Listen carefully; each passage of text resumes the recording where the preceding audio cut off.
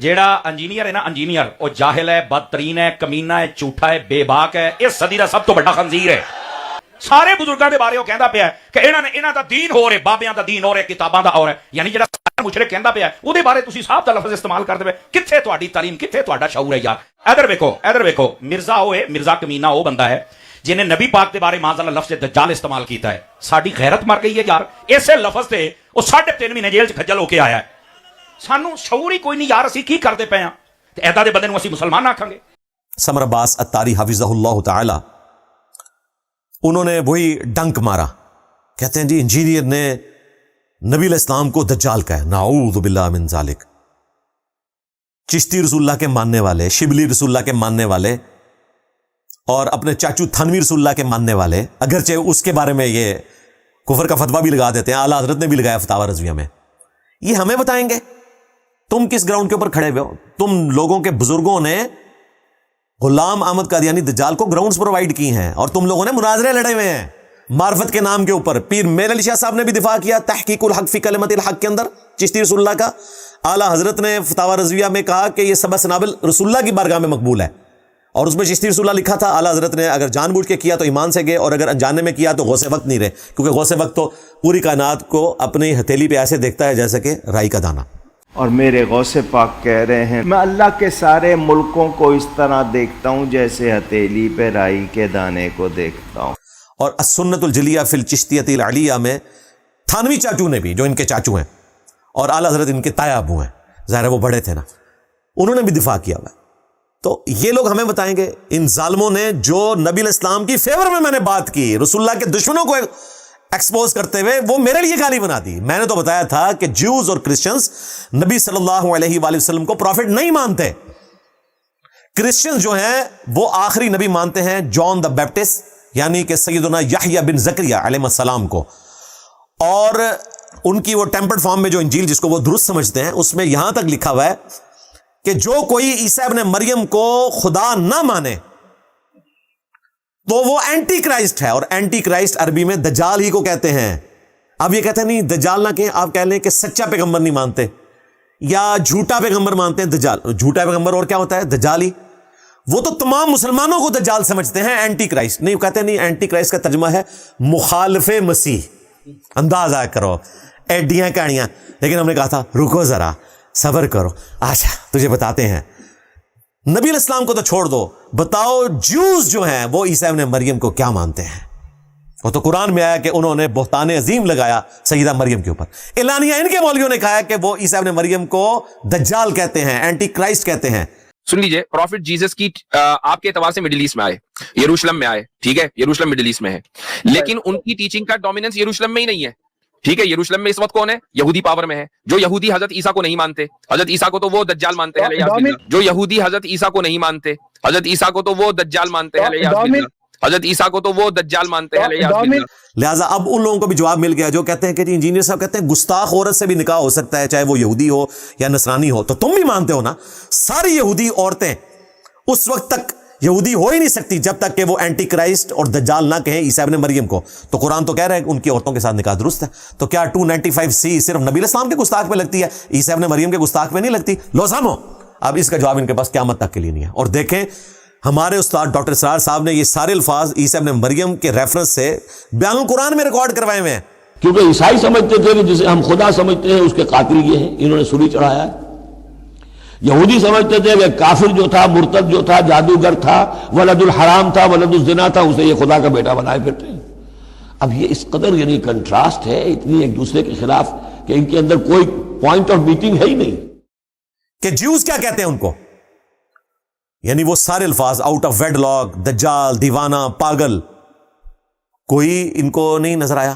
پھر ہمارے دوسرے استاد مولانا اسحاق صاحب رحمہ اللہ تعالی, انہوں نے نبی علیہ السلام کے حوالے سے بیان کیا کہ کرسچن نبی علیہ السلام کو کیا سمجھتا ہے. یہ سیم لفظ انہوں نے استعمال کیا کہ کہتے ہیں کہ عیسائی کا جھوٹا کھا لو, یعنی عیسائی کے ساتھ بیٹھ کے کھا لو مگر شیعہ کے ساتھ نہ کھاؤ. کیا شیعہ کے ساتھ رشتہ داری جائز ہے؟ کس طرح ذہن نے اندھا کر رکھا کہ وہ جو رسول اللہ کو مانتا ہی نہیں, دجال اور کذاب کہتا معاذ اللہ, اس عیسائی کے ساتھ کھا رہو جو حضور کے نام پر جان قربان کرتا. صرف آپ سے اس کا ذہن مختلف ہے, آپ اس بیچارے کو کہتے ہیں اس کا نہ کھاؤ. اس وقت جب انہوں نے دجال لفظ استعمال کیا تو انہوں نے ان کے فرقوں کی منجی نہیں ٹھوکی ہوئی تھی نا. وہ تو اب ویڈیو ہمارے اسٹوڈنٹس نے نکال لی, اب ان کے پاس کوئی جواب نہیں ہے. ایون مولانا اسحاق صاحب کی طرف جو لوگ اپنے آپ کو منسوخ کرتے ہیں کہتے ہیں نہیں انہوں نے ٹھیک کہا تھا, انجینئر نہیں کہہ سکتا. اندازہ کرو. اور بھائی میں نے کہا بھی نہیں ہے, میں نے تو ان کے غلط عقیدے کو رپورٹ کیا ہے, نہ کہ وہ میرا عقیدہ ہے. ہمارا عقیدہ تو یہ ہے کہ خواہ کوئی غلام احمد قادیانی دجال ہو یا چشتی دجال ہو یا تھانوی دجال یا شبلی دجال, جس نے ختم نبوت کے اوپر ڈاکہ مارا وہ قیامت والے دن نبی صلی اللہ علیہ وآلہ وسلم کہ حوض کوثر سے دھتکار دیا جائے گا. الحمدللہ ہم ہی تو ختم نبوت کے اوپر کام کر رہے ہیں. ان ظالموں نے یہ کام کیا اور پھر اس کی وجہ سے کہتے ہیں دیکھو جی اسی وجہ سے یہ پھر 3.5 مہینے جو ہے وہ کاٹ کے آیا. بھئی 3.5 مہینے میں اس وجہ سے نہیں کاٹ کے آیا, 3.5 مہینے میں نے اس لیے کاٹے کہ اللہ تعالیٰ مجھے وہاں جیل میں بیٹھ کے تفکر کرنے کا موقع دے کہ میں نے اب باہر نکل کے مزید کس اچھے طریقے سے تمہاری منجی ٹھوکنی ہے. ہاں یعنی کہ میرے نبی سا ہے ہی کوئی نہیں, تیرے بابے تے شاہی کوئی نہیں. یہ پھر میں نے رڈز اتنا بلند کیا ہے کہ تمہارے سارے بزرگ جو ہے نا وہ قبروں میں تڑپ اٹھے ہیں اگر وہ سلامت ہیں, اور نہیں بھی سلامت تو انشاءاللہ علیین میں یا سجین میں جہاں کہیں بھی ہیں, سجین والے ہی ہوں گے ظاہر ہے, علیین والے تو خوشی ہوں گے, اور جو اصل بزرگ ہیں وہ واقعتاً علیین میں ہی ہوں گے تو انشاءاللہ وہ خوش ہو رہے ہوں گے, اور تمہارے بزرگ وہاں پہ تڑپ رہے ہوں گے, جھوم دونوں رہے ہوں گے. ایک تکلیف سے جھوم رہا ہوگا اور ایک جو ہے وہ جذبات میں جھوم رہا ہوگا کہ دیکھیں ختم نبوت کے اوپر آج کام صحیح طریقے سے ہو رہا ہے. ان ظالموں نے تو قرآن پاک پہ فتویٰ لگا دینا تھا. قرآن پاک میں بھی اللہ تعالیٰ نے کافروں کے ریفرنس سے کئی باتیں نبی اسلام کے لیے بیان کی ہیں. کافر کہتے تھے کہ یہ دیوانہ ہے, نعوذ باللہ, یہ مجنون ہے, نعوذ باللہ, اس کو پریشان خواب آتے ہیں, اس نے ایک اجمی غلام رکھا ہوا ہے جو صبح شام اسے پڑھاتا ہے. اس قسم کے کئی الفاظ, اور اس کا کلائمیکس جو ہے سورۃ المنافقون ہے. عبداللہ ابن ابی کا قول نقل کیا کہ اس نے کہا تھا کہ جب مدینہ شریف میں سب سے عزت والا شخص, یعنی کہ اس نے اپنے آپ کو کہا رئیس المنافقین نے, کہ جب سب سے عزت والا شخص مدینہ شریف میں داخل ہوگا تو مدینہ شریف کے سب سے ذلیل انسان کو وہاں سے نکال دے گا. نعوذ باللہ من ذالک. نبی الاسلام کے لیے یہ الفاظ اس نے استعمال کیے, اور اللہ تعالیٰ نے قرآن میں اس کا کلمہ نقل کیا. اور بخاری شریف میں زید ابن ارقم کے حوالے سے یہ چیز نقل ہوئی کہ انہوں نے نبی الاسلام کو شکایت لگائی اور وہ مکر گیا عبداللہ ابن ابی.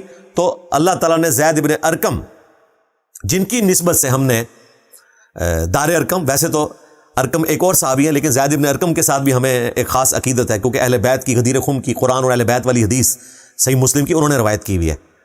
ہم نے اپنی اکیڈمی دار ارقم بنائی ہوئی ہے الحمدللہ. تو یہ دونوں نسبتیں ہیں, زید ابن ارقم کے ساتھ بھی ہے اور ارقم کے ساتھ بھی ہے الحمدللہ. تو زید ابن ارقم کی تصدیق اللہ تعالیٰ نے کر دی, اور پھر فرمایا کہ عزت اللہ, اس کے رسول اور اہل ایمان کے لیے, لیکن منافقین نہیں جانتے. تو کیا انہوں نے اسی رول کے تحت قرآن پاک میں بھی فتویٰ لگانا تھا؟ نعوذ باللہ من ذالک. تو ان لوگوں کا تو سمجھ کا لیول یہ ہے. تو الحمدللہ قرآن پاک میں اللہ تعالیٰ نے یہ مثال بیان کر کے بتا دیا کہ نقل کفر نہ باشد, یعنی کافر کی طرف کوئی نسبت کرنا یہ کفر نہیں ہوتا. یہی وجہ ہے کہ الحمدللہ پاکستان میں کئی علماء نے میرے حق میں فتوے دیے, بڑے بڑے علماء نے, اور میں نے ان کا شکریہ ادا کیا, ویڈیو میں بھی, ٹیلی فون کال کے اوپر بھی. اور اللہ کا شکر ہے وہ انہوں نے میرے حق میں نہیں اپنے حق میں فتوے دیے ہیں. کل کو ان سب نے ایک ایک کر کے اندر ہونا ہے, جس طرح کہ ہمارے مفتی طارق مسعود صاحب نے کہا, اس طرح تو سارے ایک ایک کر کے اندر ہو جائیں گے. کسی دوسرے کا کفر نقل کرنے سے کوئی بندہ کافر نہیں ہوتا. اور اسی کی بنیاد کے اوپر اللہ تعالیٰ نے ہمیں سرخرو کیا, اور ہمیں پاکستان کی ہسٹری میں پہلی دفعہ 295C میں ٹرائل سے پہلے ہی بیل مل گئی. وہ کیس ہی اتنا کمزور تھا, اگرچہ 3.5 مہینے کی تکلیف کاٹنی پڑی, ظاہر ہے وہ اللہ تعالیٰ کی طرف سے آزمائش تھی. اور الحمدللہ ابھی تو تازہ ایک اور خبر بھی ملی ہے الحمدللہ کہ اسلام آباد ہائی کورٹ نے نظر آتی کونسل کا وہ فیصلہ اڑا دیا ہے, جو پہلے انہوں نے معطل کیا ہوا تھا اب اڑا دیا ہے, اور چند دنوں تک انشاءاللہ ڈیٹیل فیصلہ آ جائے گا. پھر انشاءاللہ میں اس کے اوپر تفصیلاً ویڈیو ریکارڈ کرواؤں گا. اور لوگ کہہ رہے تھے کہ جی اس فیصلے کی بنیاد کے اوپر انجینئر صاحب نے جو ہے نا وہ بیل حاصل کیا. بھائی ہم نے بیل میں 20 ریفرنسز کرسچنس کی کتابوں سے دیے, 15 مسلمانوں کی کتابوں سے, اور 250 صفحوں کی فائل ہمارے کور کمانڈر حافظ طاہر ایوبی صاحب حفظہ اللہ تعالی من الجنت والناس نے تیار کی تھی اللہ کے فضل سے. اور وہ فیصلہ تو آج آ رہا ہے بھائی, میرے باہر نکلنے کے بھی آلموسٹ 6 مہینے کے بعد اب جا کے محسن اختر کیانی صاحب نے وہ فیصلہ دیا ہے, اور اللہ تعالیٰ ان کو بھی جزائے خیر دے کہ انہوں نے جرت دکھائی. اور یہ آج ایک بریکنگ نیوز ہے ہماری اس ویڈیو کے اندر. انشاءاللہ اس میں ویڈیو الگ سے ریکارڈ کرواؤں گا. تفصیلی فیصلہ ہم نے اپلائی کیا, وہ ہمیں مل جائے گا انشاءاللہ. پھر انشاءاللہ صحافیوں کو بھی دے دیں گے تاکہ وہ اس کے اوپر ولاگ کریں گے. پاکستان کی ہسٹری میں بہت بڑا یہ فیصلہ ہوا ہے کہ نظر آتی کونسل کے پاس کوئی اختیار نہیں ہے کہ کسی بھی مسلمان کے کفر اسلام کا فیصلہ کرے، پاکستان میں عدالتیں فیصلہ کریں گی. اور ویسے بھی نظراتی کونسل کی اوقات یہ ہے کہ ان میں میجورٹی وہ لوگ بیٹھے ہیں جن کو ہمارے اعلیٰ حضرت نے 8 سے 100 سال پہلے اسلام سے ہی باہر نکال دیا، بلکہ 125 سال ہو چکے ہیں. 1905 میں جب آئنسٹائن نے اسپیشل تھیوری آف ریلیٹیوٹی کے اوپر پیپر پبلش کیا، ہمارے اعلیٰ حضرت نے اسام الارمین پبلش کر دی 1905 میں، اور انہوں نے پکڑ کے دیوبند کو، اہل حدیث کو اور شیعہ کو، سب کو اسلام سے باہر نکال دیا. یہ میں تفنن کے طور پہ بات کر رہا ہوں، ریالٹی ایسے ہی ہے. تو جن لوگوں کا اسلام اعلیٰ حضرت نے فارغ کیا ہوا ہے وہ میرے اسلام کا فیصلہ کریں گے نظراتی کونسل میں بیٹھ کے. لو سامو، نظراتی کونسل میں میجورٹی وہ لوگ بیٹھے ہوئے ہیں جن کا ایمان اعلیٰ حضرت نے پہلے ہی فارغ کیا ہوا ہے، بلکہ ان کے بزرگوں کا ایمان فارغ کیا ہوا ہے. تو انشاءاللہ میں ترتیب سے سب کچھ ڈسکس کروں گا.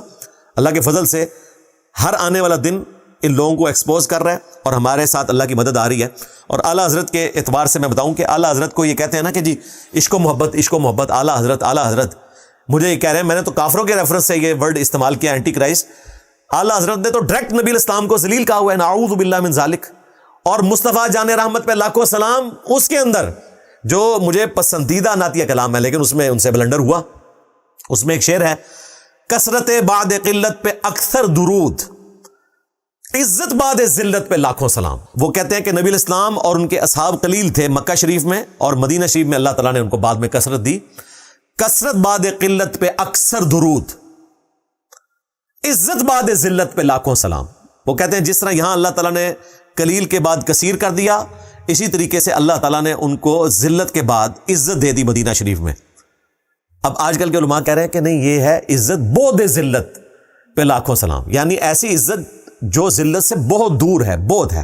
تو ہم نے کہا تھا رکو ذرا، صبر کرو، آجا تجھے بتاتے ہیں. شرح سلام رضا اعلیٰ حضرت کے بزرگوں نے، ان کے ماننے والوں نے جو تمہارے بزرگ ہیں اور ان کے خلفاء میں سے ہیں، انہوں نے پہلے ہی لکھ دی ہے. ان کو پتا تھا کہ یہ بودھ ذلت نہیں ہے، کیونکہ اوپر بودھ قلت نہیں ہے، اوپر ہے کثرت بعد قلت پہ اکثر درود، یہاں ہے عزت بعد ذلت. تو انہوں نے فٹ نوٹ پہ لکھا ہے یہاں ذلت سے مراد ہے کمزور ہونا.